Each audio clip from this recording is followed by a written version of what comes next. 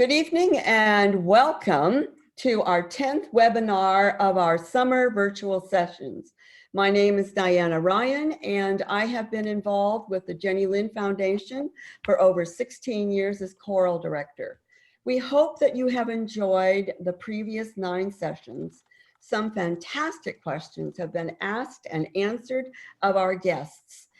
We are pleased to provide the opportunity for the students to learn from a variety of musical artists. We also are happy to see that these virtual sessions have reached many students from all over the country. This evening, before we hear from our guest artist, Ellyn Marsh, and moderator, Cary Nasatir, I would like to take a few minutes to thank one of the people behind the scenes that without her contribution, this program wouldn't have run as smoothly as it has. Ms. Lynn Foy-Couche is the backbone of the Jenny Lind Foundation. She has volunteered for 26 years and became heavily involved in the Student Leadership and Coordinator program in 2000. She took charge of most of the foundation's affairs, including planning and emceeing all Jenny's anniversary services. Ms. Foy-Couche has planned and coordinated all musical program rehearsal sites and concert halls. Lynn has also designed the program flow of each concert and is a stage manager for all of the annual Jenny Lind Youth Concerts. She basically planned the flow of these webinars. Lynn would have loved to be here this evening, but has been called away due to a family emergency. The Jenny Lind Foundation is a student-driven summer program. The 20+ student coordinators have been planning these activities since last year's summer concert. They have worked endless hours to bring you interesting activities, contests, and lots of fun as if you had been in the summer program setting. To bring you the announcements and reminders of our activities this evening and next week, here are Christine and Shakti.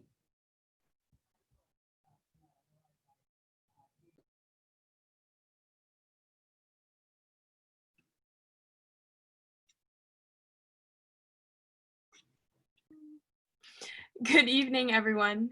Welcome to the last week of webinars in our summer series. My name is Christine Sue, and I've been a part of the Jenny Lind Foundation for 4 years as a participant and 3 years as a student coordinator. As you can see, we are all wearing a mask because we want to set a good example to you all and remind everyone to wear a mask if you go outside. And hi, I'm Shakti. I've been a part of the Jenny Lind Foundation for about 7 years now as a participant, about 4 years as a student coordinator. Before we got started with our announcements, we would like to do a quick tribute to one of our Jenny Lind Foundation board members, Mrs. Foy-Couche. As Ms. Ryan said earlier, Mrs. Foy-Couche leads the student coordinator team at the Jenny Lind Foundation and has been the biggest mentor to all of us in our time in the program.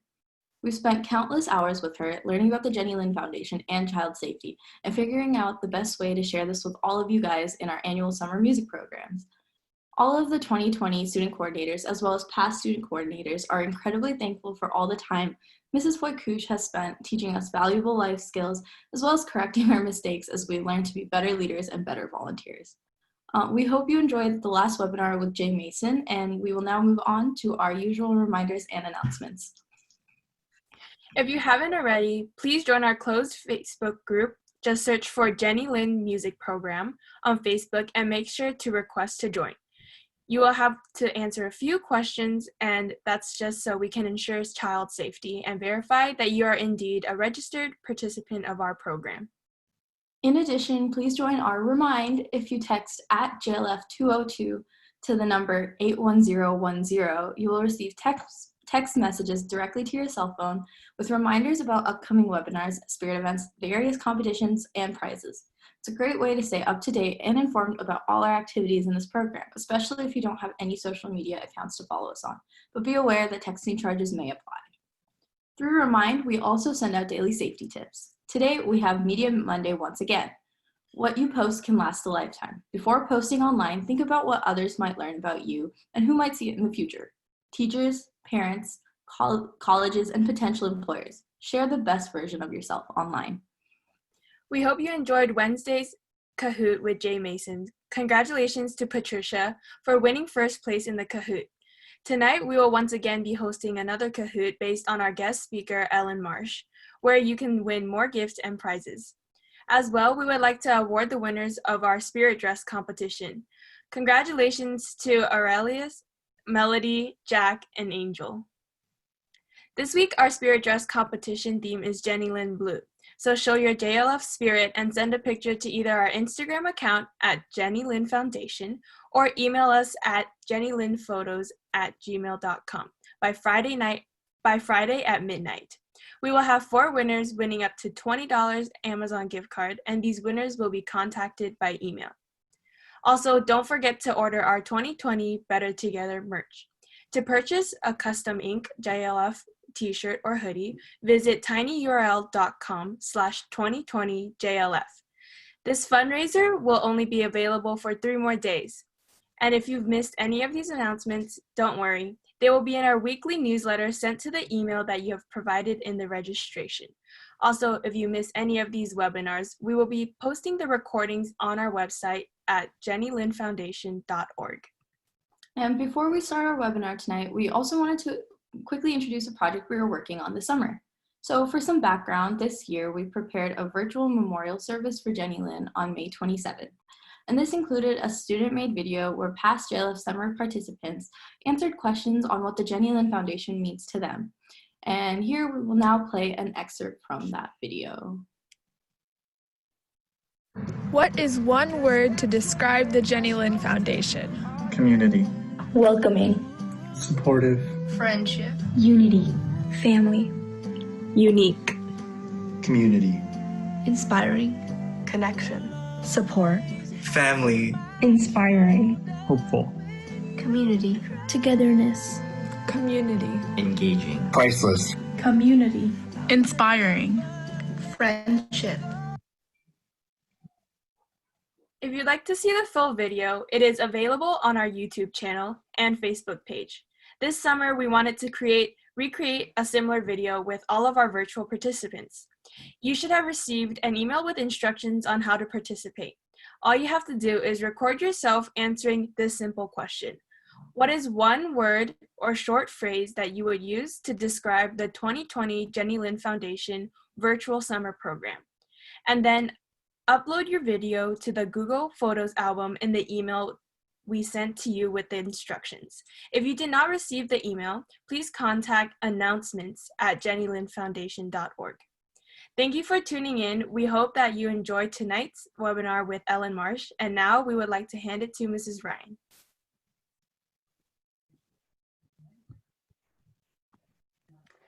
Thank you, ladies. Oh, now I get to pull off my mask. I forgot to put it on to let everyone know how important it is to be wearing your mask when you go out of doors. It is just kind. It's the thing to do to help save somebody else's life. So please, when you go outdoors and you're going to be around people, it's social distance and wear your mask. I am so pleased at this time to introduce Mr. Cary Nasatir, the moderator for this evening. He's the orchestra director for the Jenny Lynn Foundation, and he will introduce our guest artist, Ellyn Marsh. Take it away, Cary. Thank you, Diana. Welcome, everyone, to the Jenny Lynn Foundation Summer Webinar Series. My guest tonight is Broadway actress Ellyn Marie Marsh, and you'll be able to ask Ellyn questions by writing them into the Q&A on your screens. Please keep them short. Where are you? I'm looking for Ellyn Marie, and I see your face, but I don't. There you are. How are you? I'm well. How are you? Oh, good. Let me tell the folks a little bit more about you.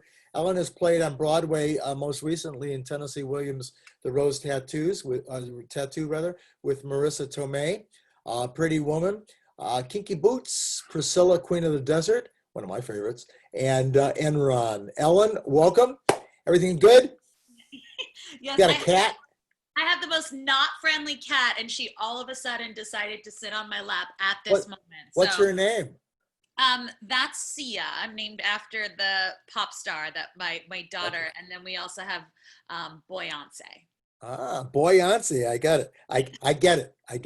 I get it. How's the family? Everything okay? The little girl getting bigger? Yes, she is big. I have an 11-year-old. Oh my God. He is sick of me. We are in quarantine, and yeah, she's pretty exhausted of me personally. So yeah. It's fun being in quarantine and in lockdown. So you're from the Bay Area, and although you're living in New Jersey, Yep. right? We live in And you've Jersey. been there for quite a. Yeah. Yeah, I can see everything. Yeah, it's real clear.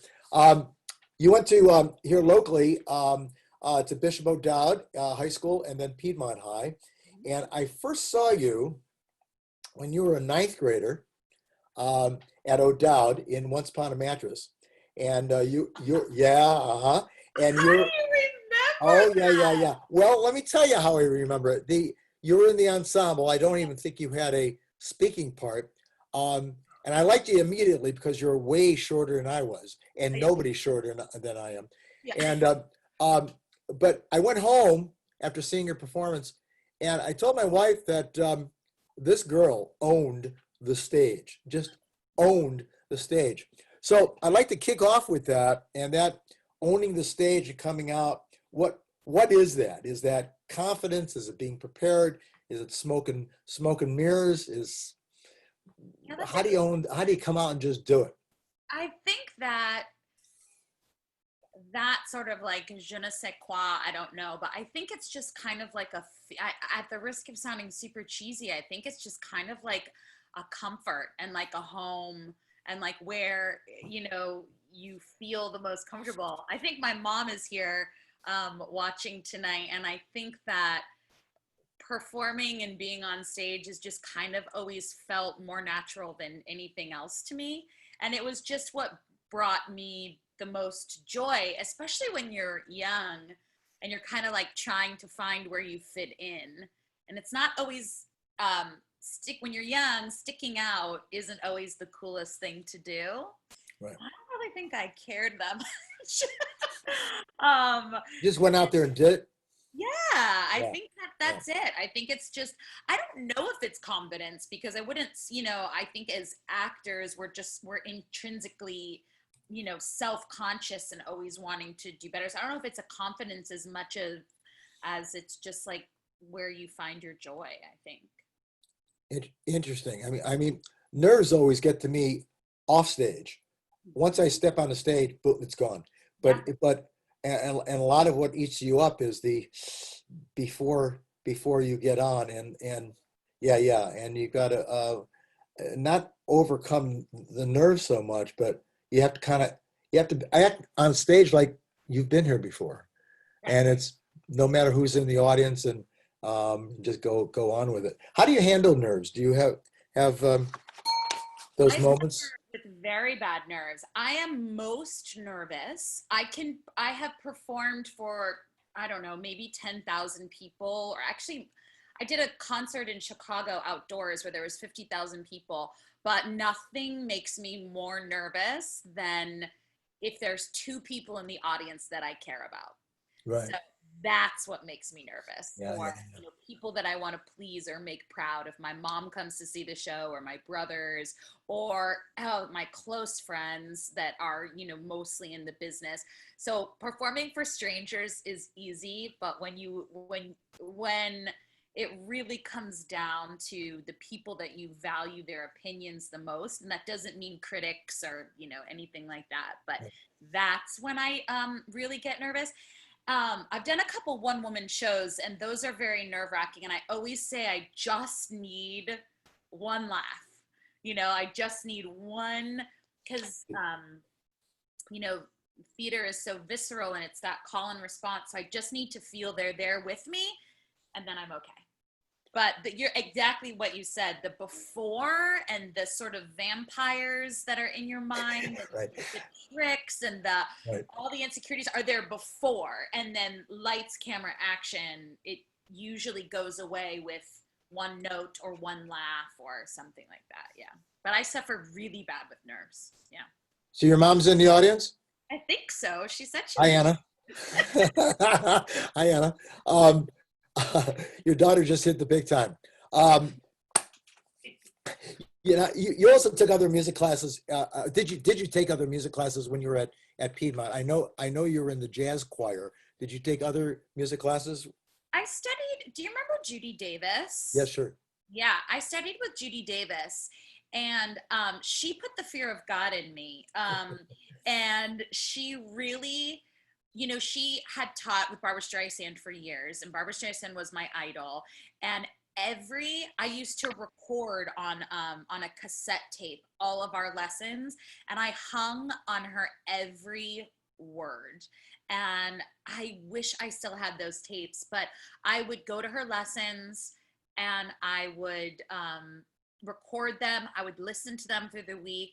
And then that's who I took voice with. And then I studied just in school, at Piedmont and stuff. But Judy Davis was the real woman if anyone knew her, she was like a broad. She was like in her 70s, in 27-inch heels, full makeup, and she was just a broad, and she would tell you how it was. And again, all I wanted to do was make her proud, and all I wanted her to do was be impressed by all the work I was doing. So I think I responded best to people who I was scared of, because Interesting, yeah. Because I was really scared of her. But I still carry with her the lifelong vocal lessons that she instilled in me in my teen years, for sure. Yeah. And did you take dancing too? Mm-hmm. Yeah. Ballet, tap? I danced in Walnut Creek as a young girl, and then as I was older, I danced at Shaw Anderson in Berkeley. And dancing was always like a huge part of my life. But I also played sports, so I was always kind of balancing both sides of my worlds. I don't think it was till I was a teenager and I realized I wasn't growing and I wasn't getting any taller and soccer wasn't one of my skills, that I really kind of said, okay, maybe performing will do it. So Yeah, I would have told you were sharp. I didn't want to crush your dreams. yeah, I know. Yeah. I was fine, and then it's like, Bonnie Wong in Chorus Line, but she says, and everyone kept getting bigger. That was me. Right, So. that was you. In your 20-some roles on Broadway, you've had parts as an understudy in a swing. And I'm just a simple drummer. Can you explain the difference between understudies and swings and what they do? Sure. So an understudy, I've mostly understudied. I was a swing in Priscilla, I was a swing and then a roll and then back to a swing. A swing is off stage unless you are called onto stage. And a swing generally has to know anywhere between 6 to 12 roles. And that is, you go in as you're needed. When I was in Priscilla, Queen of the Desert, I was a swing and I was on every night, and sometimes on a 2-show day, I was 2 different people. And that was boot camp. That was amazing. And then an understudy is you are normally in a ensemble or featured ensemble track and you understudy a lead, but you are in the show every day. So that's the difference. And you generally, if you understudy, you only understudy 1 to 2 roles versus a swing that can pretty much know up to there's no limit, but a lot of people I know about 6, 8, and then some even 10 to 12 roles. And then that leads into the next one, and that is, then where's a standby come through?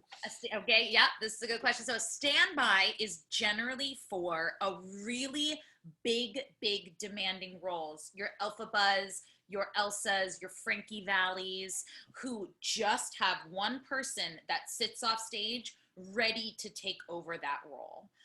So that person generally only stands by for one role. For example, in Kinky Boots, we had a standby for the Lola.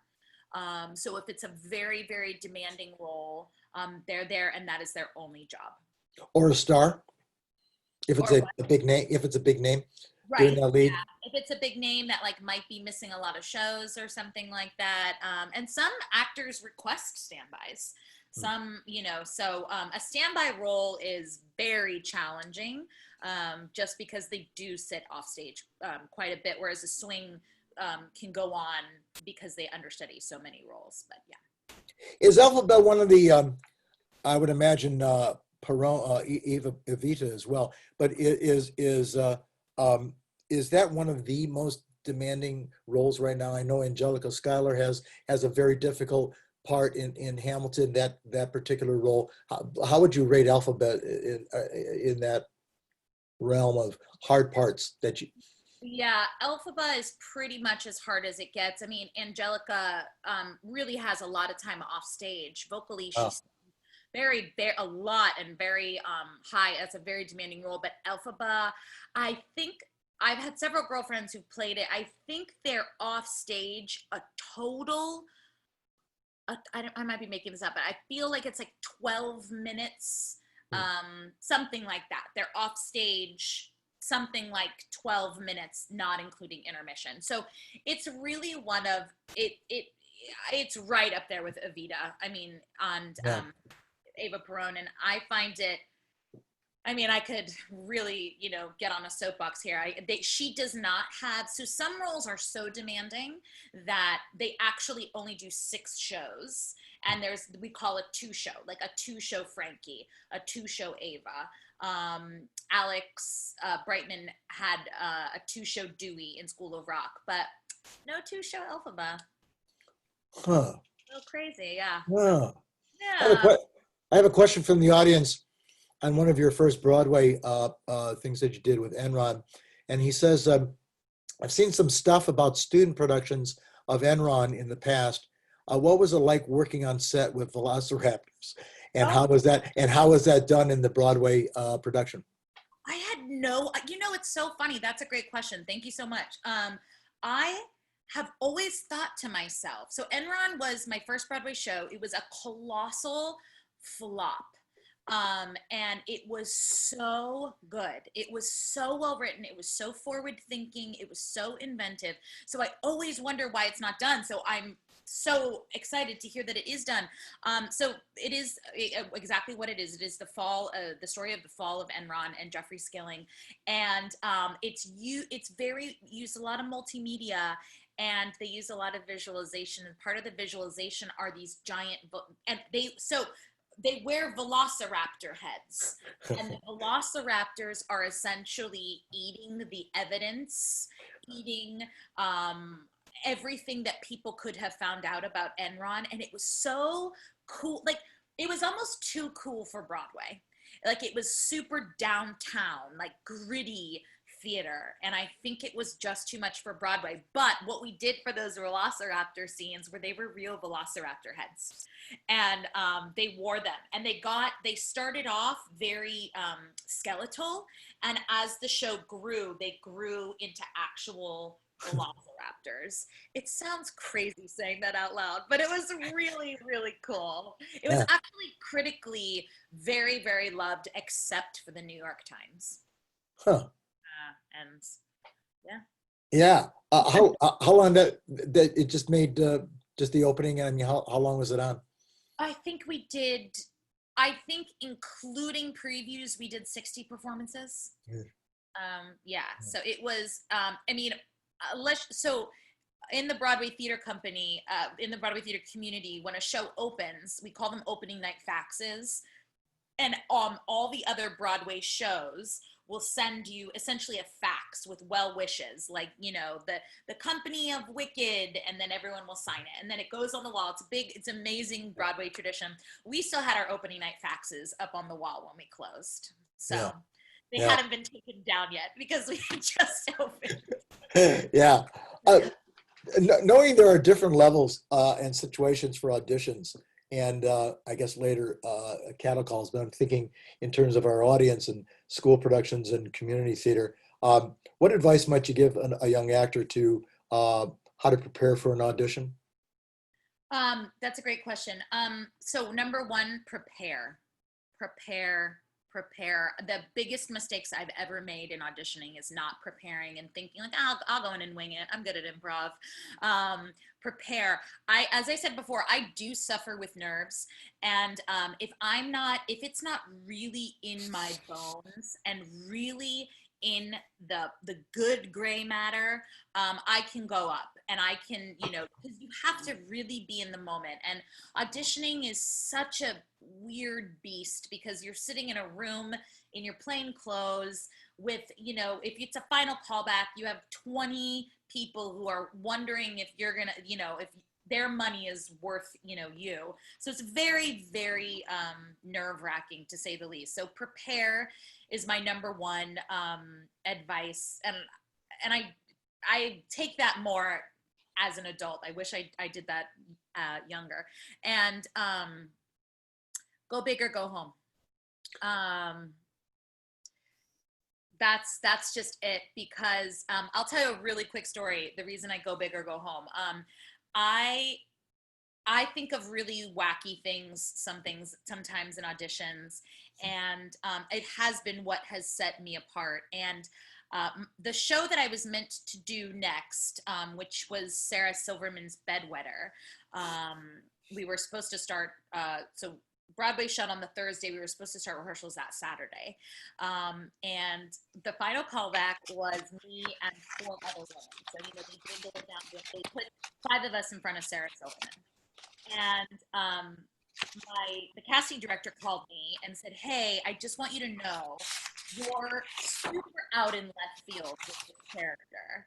And I said, oh, I thought the director liked it. I thought they thought I was funny. She said, yeah. It's just super out in left field, and Sarah might not like it. Ooh. And I was like, oh, okay, so I'll change it. What should I do? And she said, don't change it, because you're the only one taking this character here, and everyone else is kind of over here in a very safe area. And I got the job. But that's not to say I didn't consider making it safe and, you know, reading it in. And just have fun with it. Favorite bit of advice. But go big or go home. Because if they want you, they want you. And if they don't, you don't even want them, you know? So, yeah.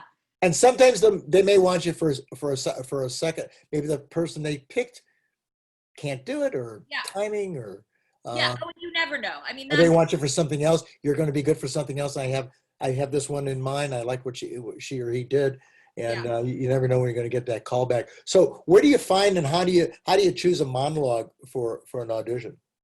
I don't really, we usually get material from the show, but when I was sort of choosing monologues and stuff, I really like to go off the beaten path. I like to take things from movies. I like to splice monologues together from a play, you know, a piece here and a piece there, and make it make sense. I just don't like to do anything else that someone would come in with. And that's just kind of, you know, I'm not going to say, you know, read a monologue book of like 101 of the best monologues. I'm definitely not doing any of those. So yeah, I just like creating and making something my own.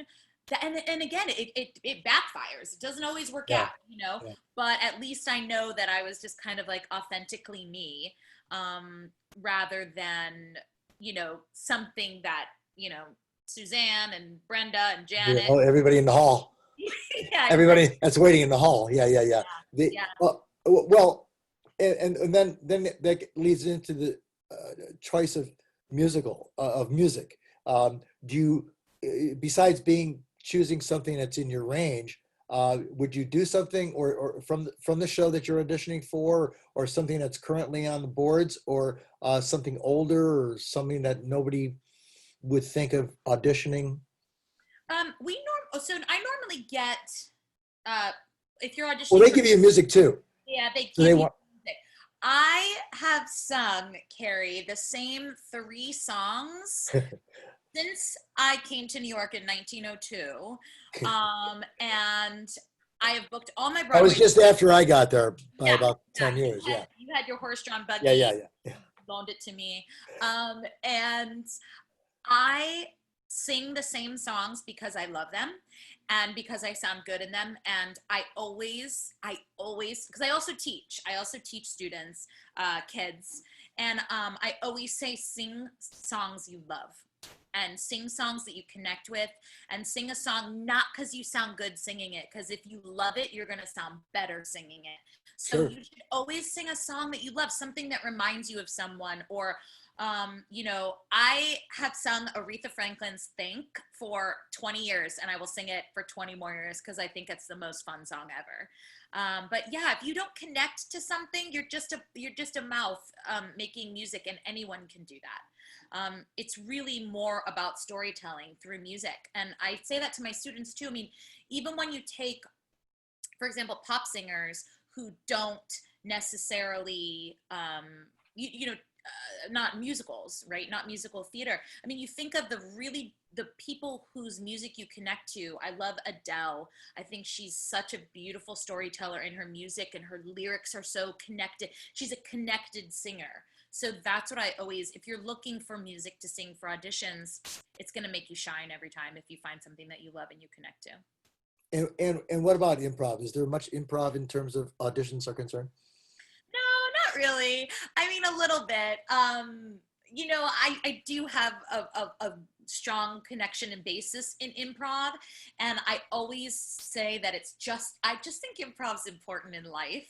I just think it's important just to be quick on your feet, to be quick thinking. But in terms of auditioning, there's not really much of it. But I used to read for Broadway auditions, which I loved. And I'll tell you a funny story. James Lapine was auditioning for the Little Annies. And these kids, kids come in and they're rehearsed within an inch of their life and they're choreographed and everything. And James Lapine hated that. So he would say, okay, you're gonna do this scene. And we would always start with the, hey kid, what dog is that? Oh, that's my dog. That scene from Annie. And he would tell me to go off script.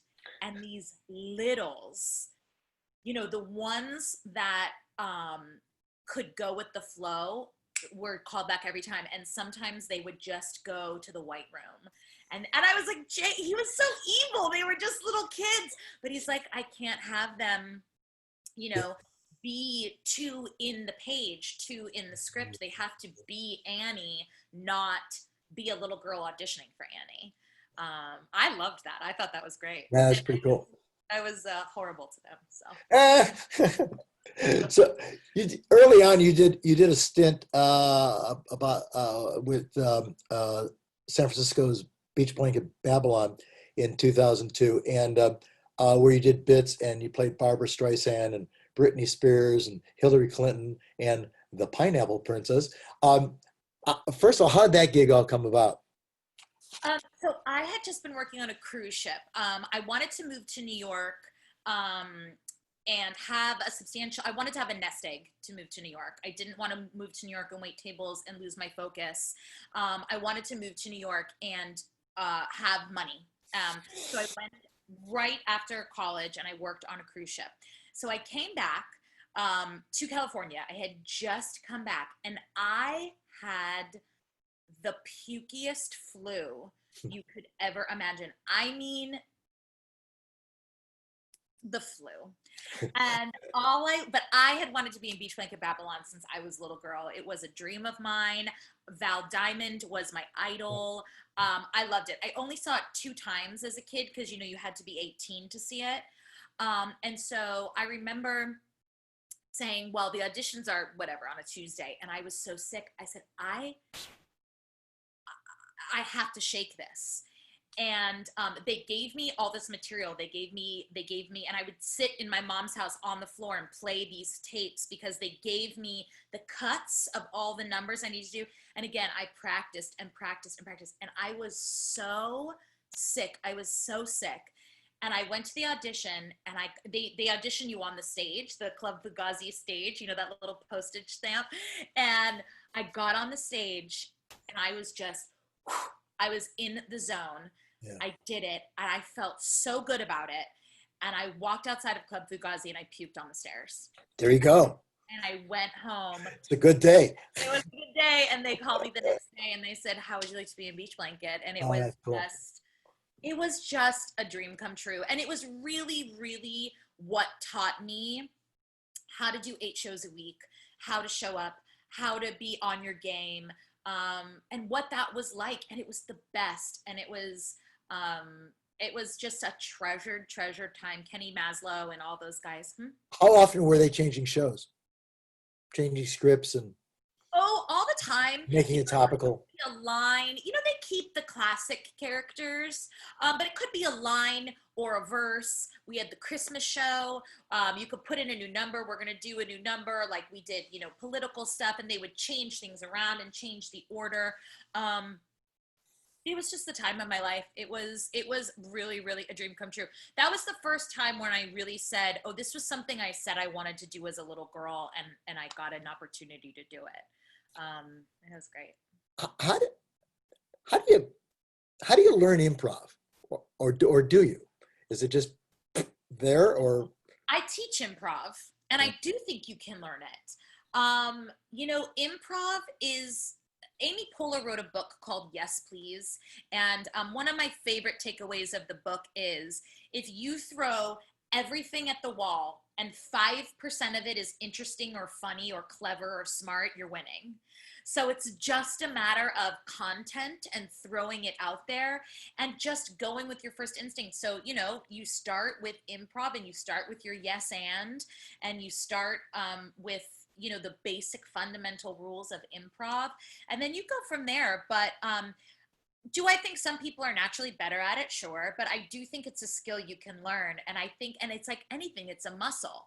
I see it when I teach kids, like I'll teach a summer camp of improv, and it's a mixture of confidence. It's a mixture of your brain clicking in a different way, not always going for the obvious joke, not always going for the obvious scenario, but maybe taking a left turn every once in a while. And I think that's just something that you get clicking in your mind. So I do think it's learned, but you kind of got to have that, a little bit of that comedy gene in you, I think.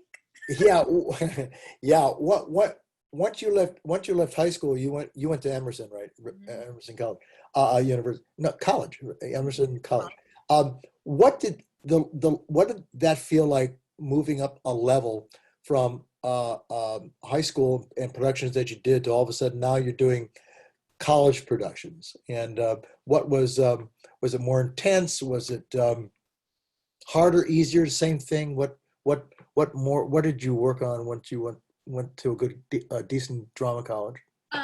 Yeah, I loved Emerson. I loved my time at Emerson. The thing about going to a performing arts college is it's all the big fish from their small ponds coming to one pond, living together. So, you might have been the star of your high school, but we were all the stars of our high school, and so really the great thing about Emerson, I studied with Kristen Linklater, who actually just passed about a month ago.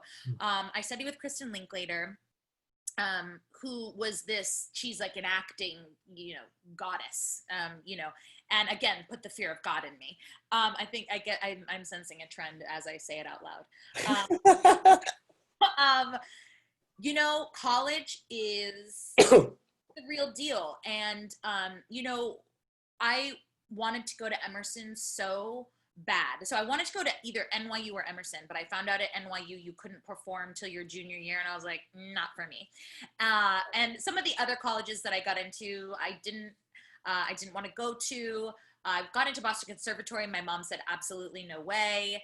And, Emerson financially was a struggle. I got a bunch of scholarships. My parents put down some money. I had a ton of student loans after I graduated. So you go there and you're under, I didn't come from a wealthy family. So you're under this sort of umbrella of, okay, if I'm here, I am taking this seriously. I am going into financial debt for my future. My family helped as much as they could. And, so you really have that, okay, this is the big leagues mentality. So going there and then finding my own niche and coming out with as many experiences I had was awesome. But I ended up double majoring and minoring. I double majored in acting and musical theater because they were two separate departments at Emerson, and I actually ended up getting a dance minor, and that was just because I took so many dance classes. I ended up having enough credits to get a minor, so that was a fortunate accident. But when you get to college, I think that's where people realize, okay, this is a business. This isn't show fun. This is show business now. And it really separates the men from the boys because people drop out, people can't take it, people transfer. And then there are some of us that survive, and then we go be smaller fish in a bigger pond called New York.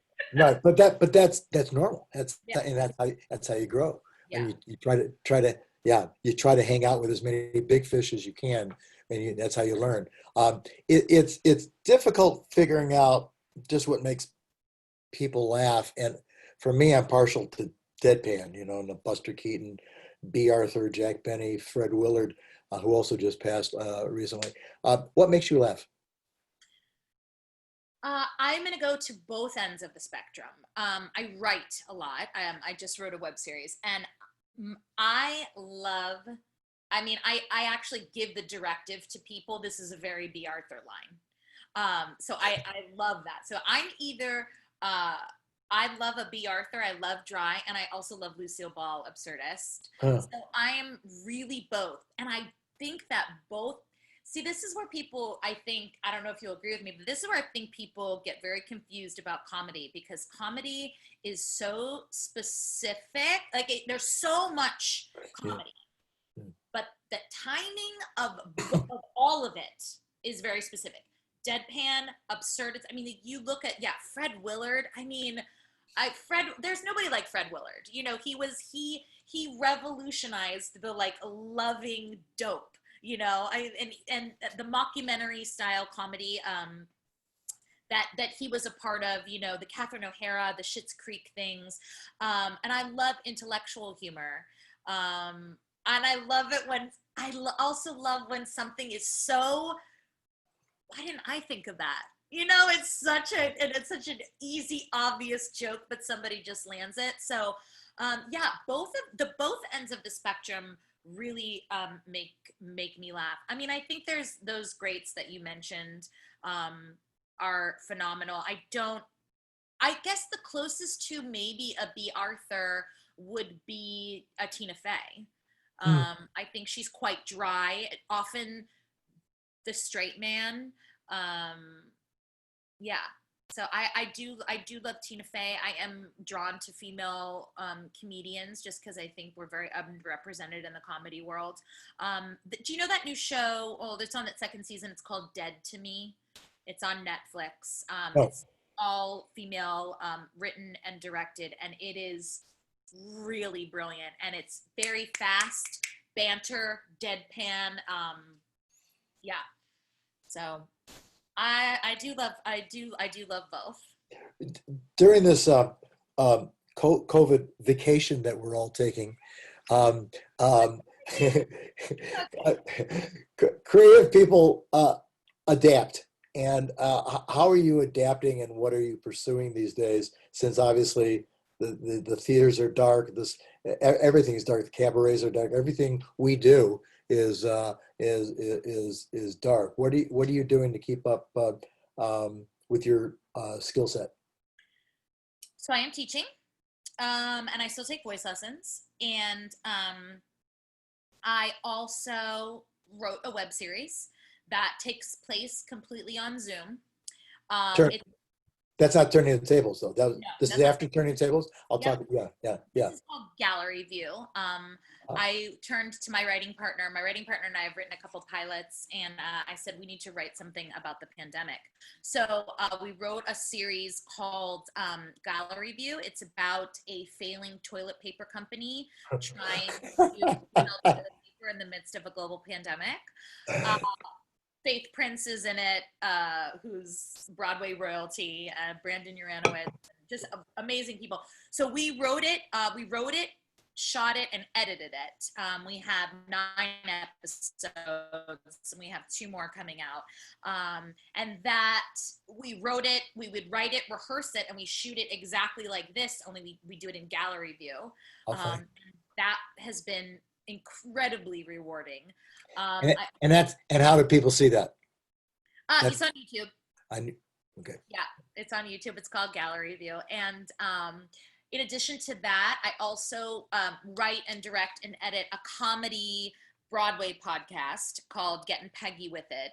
It's this, my girlfriend Morgan plays this character. She's sort of a 50s girl in a gingham dress, but she roasts people with a smile on her face.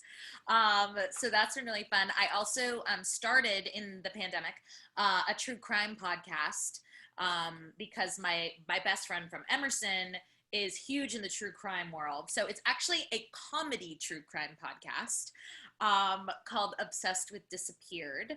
And I also did another lots of podcasting. I also did another podcast. So this year in Broadway, the 2019 to 2020 year, there were 9 female choreographers on Broadway, which is unprecedented and unparalleled. So we set out a goal to interview them all.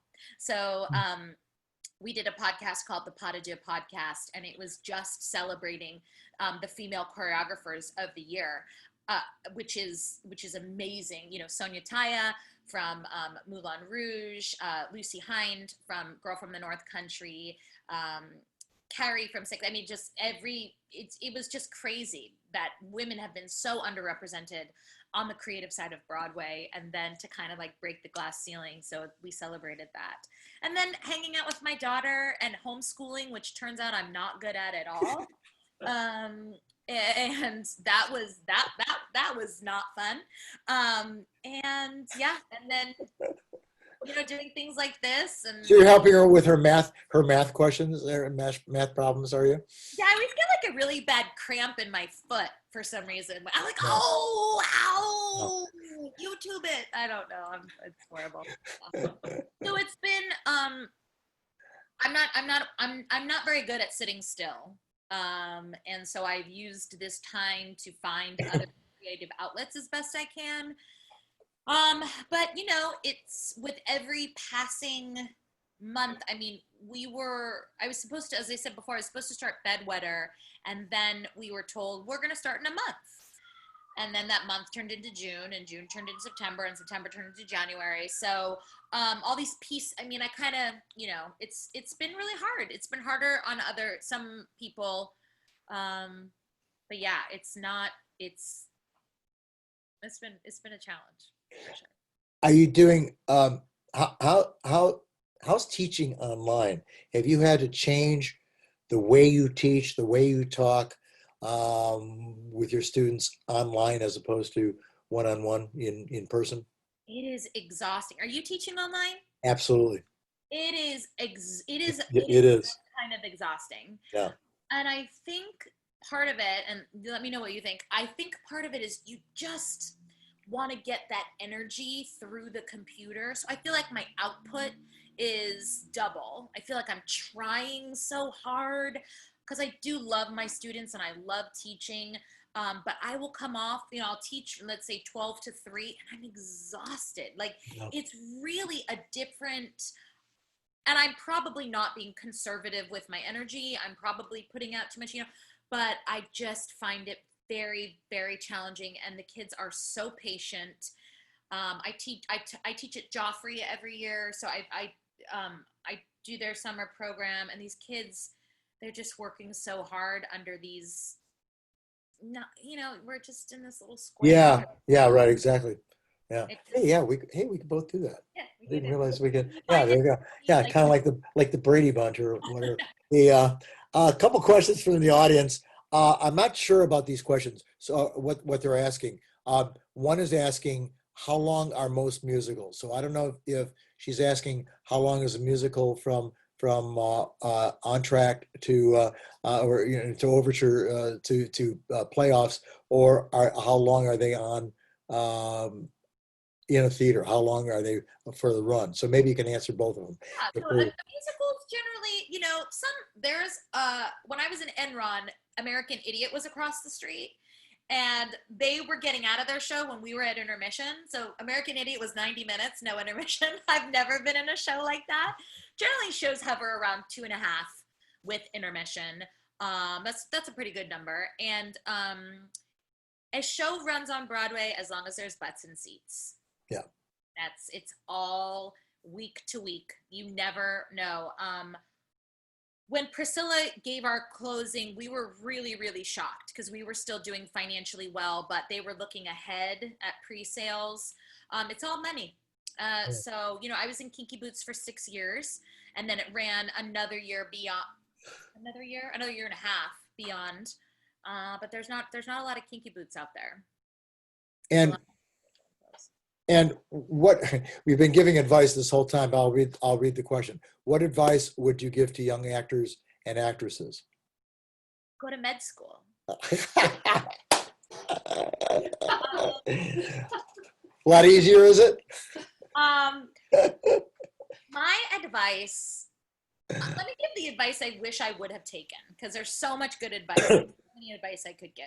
But the advice I wish I would have taken myself is trust your gut. Your gut is always right.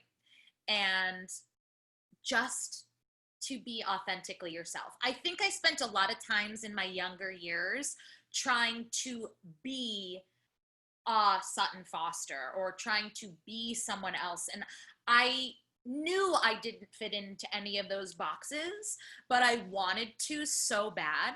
And it's really hard. It's hard to be yourself and think that you're enough. And it's hard to think that you do know what's best. And, it's like that bedwetter audition, like I was so panicked that I was not doing what everyone else was. But the people who want you for you are going to be psyched about it. So just know that you're enough. And I wish I would have learned that sooner. I think I learned that pretty late in life because I tried to, fit my round hole in square pegs a lot. Radio. Is your daughter getting the bug? Is she? Oh God, I hope not. Yeah, but is she getting the bug in terms of? I don't know. She's, she was doing art over there. Hi, Lola. No, she's in the other room now, but she's. Hi, Lola. I think she's got some kind of the arts in her. She's got a beautiful voice, but she will never let me help her or weigh in. I don't think she'll be a performer, but I think she will be in the arts in some way. It probably is rooted back in my inability to help her with her math. So we'll see. Should have gone to CPA school, maybe. Exactly. Very good. The by the way, I got to tell you that the web series that you did do a few years ago, Turning the Tables, that's hilarious. And and are you are you thinking of revisiting that casting? Explain what the premise of that is. So to answer your question, yes, we were actually supposed to film in the end of March. I got you. We had all the people.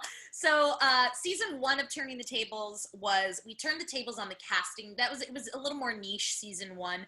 We turned the tables on the casting directors who cast us in Broadway musicals, and we had them audition for the musicals they cast. Season 2 and 3, we auditioned people who originated roles on Broadway for the roles they originated, but we didn't know who they were. So for example, we auditioned Kelly O'Hara for what was not Light in the Piazza. We auditioned her for Bridges. And we just didn't think she was quite right. We auditioned, we auditioned Billy Porter for Lola. Billy Porter was great. He didn't quite have it, Yeah. We're just oblivious. It's like, and he was not having fun with it. not at all. Yeah, so it was called Turning the Tables. That's on Facebook. We put that on Facebook video, so you can look up. So it's very easy to find. Folks, if you want to laugh, those and you created that, right? Yeah. So it's brilliant. It really is brilliant. It's very funny. Had me literally laughing out loud, which you always do to me anyway. But that's besides the point. It was very decent. We have to get going here. Anything else? We could talk for another couple hours, but actually, I should tell you that someone that we both know very, very, very well said, all you have to do You say, hello, Ellen, how are you? And you could sit back for 45 minutes and I didn't have to do anything. Who said that, Mike? Just someone you know. Who said that? Just someone we know. Yeah. Yes, it was Mike. Yeah. Yeah. So at any rate, anyway, it was fabulous having you on board with us tonight, and I apologize for some of the techie things going on in getting us hooked up and all that in the beginning, but we're good, and hope to see you soon. Yeah. Thank you so much. I appreciate it very, very much. That's all the time we have tonight, folks. I want to thank our fabulous guest, Ellyn Marsh, and thank you, the audience. Shout out to the folks in the background. Thank you to our engineer, Lana Lee, producers, Jan Steinhoff and Lynn Foy-Kush, Pat Lee for, Diana Ryan for announcing tonight, and for all of the hardworking student coordinators. This is the last interview of the series for me. It's been a thrill and an honor to bring you some of the brightest and best stars in the business. And I'm proud to say that we had over 800 elementary, middle, and high school and college musicians, and many, many music educators as well in the audience. Thanks to my colleagues, Diana Ryan and Greg Conway, and a special thank you to John and Mei-Lian Lin. With the shelter in place in effect, these are certainly interesting times for everyone, but especially those of us in the arts. We would like to thank Dr. William Harrington with the East Bay Youth Orchestra and Travis Nasatir with the Mission Peak Wind Symphony for their association with the Jenny Lind Foundation and over the years. And also this year, we really appreciate the help of James Mazzaferro. Jim and his team at the Cazadero Music Camp. We thank them very much for getting the word out to their campers. We were all in the same boat of not having any kind of performances and programs. So they sent the word out to their campers about our webinar series. So Cazadero and Jim Mazzaferro, thank you so much. I want to remind you that our next session is tomorrow night when Greg Conway talks with superstar composer John Mackey. He's fantastic and his music's fantastic, and you'll want to tune in for that. These sessions are brought to you by the Jenny Lind Foundation, and if you enjoyed tonight's session, let us know at jennylindfoundation.org/contact-us. The Jenny Lind Foundation is a nonprofit 501c3. Please check out our website, jennylindfoundation.org, and search the music, safety, and donation links. Stick around for a fun Kahoot with student coordinator Abby. Thank you. See you next summer in person. Good night.